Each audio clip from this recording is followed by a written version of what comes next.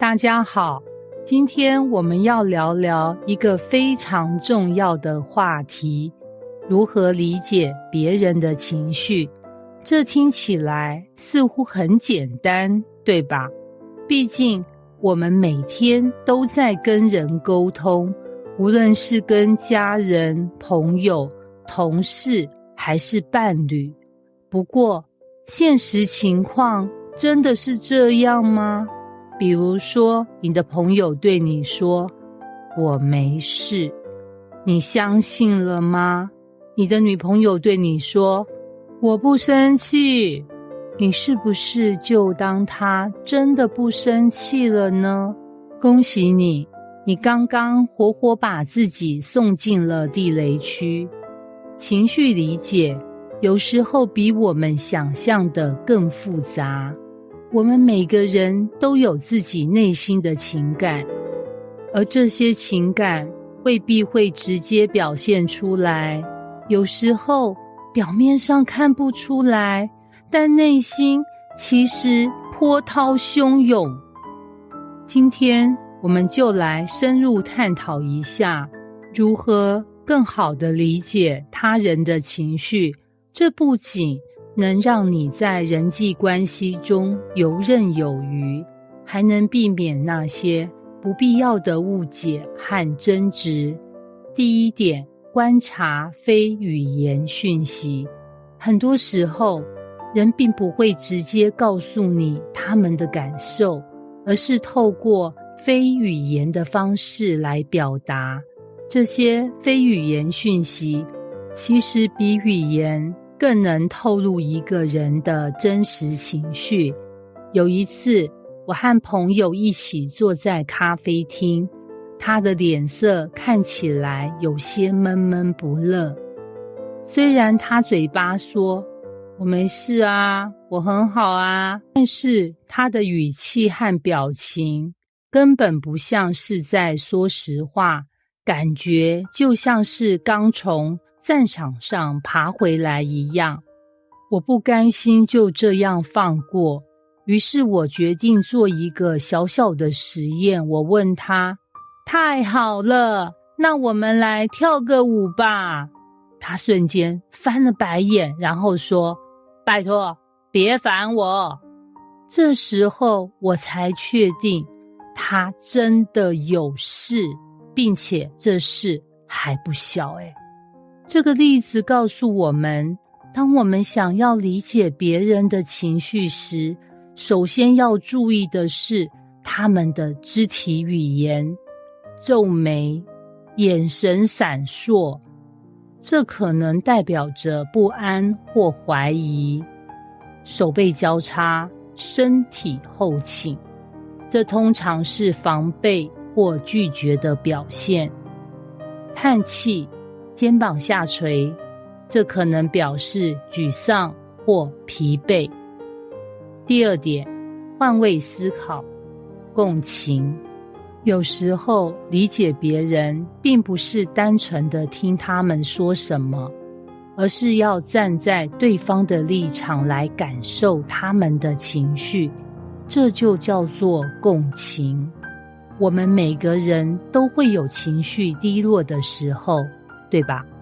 你也许有过在工作中被老板责骂，回家后对着朋友说，今天好累。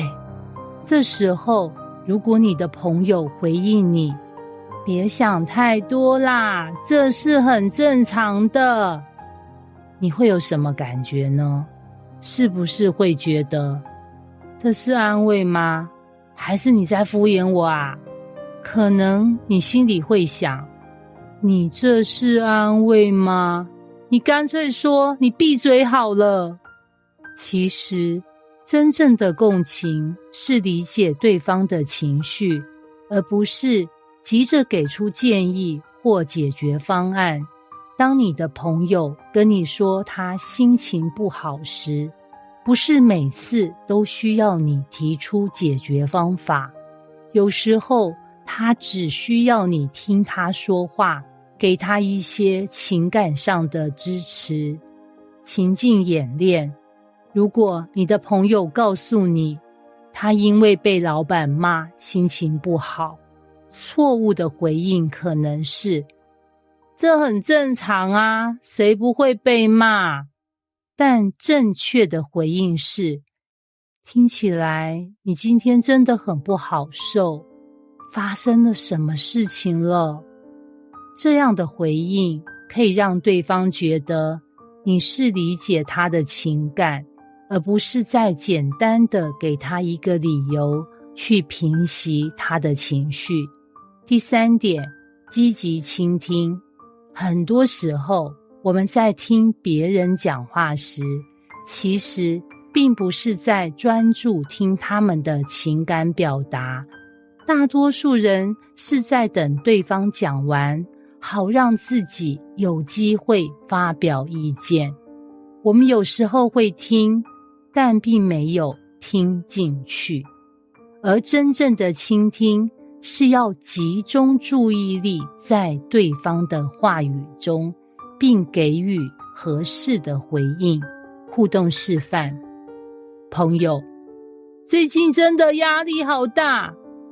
错误的回应：哦，那你试过冥想吗？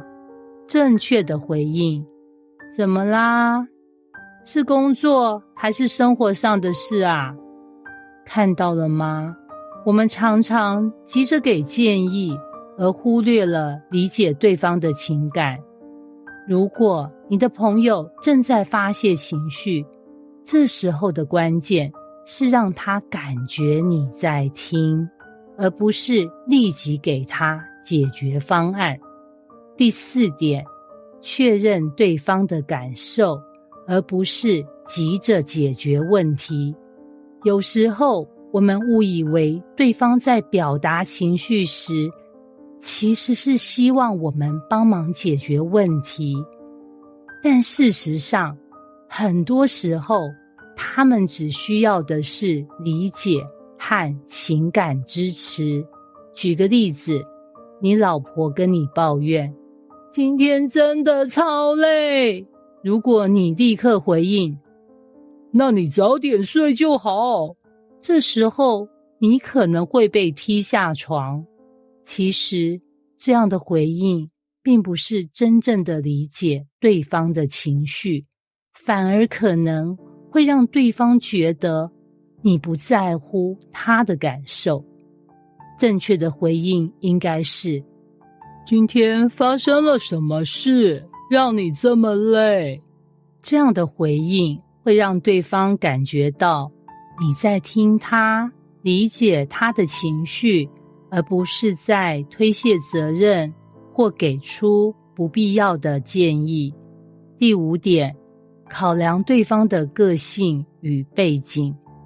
每个人表达情绪的方式都不同，内向的人可能不太会主动表达自己的感受，而外向的人则可能大声宣泄。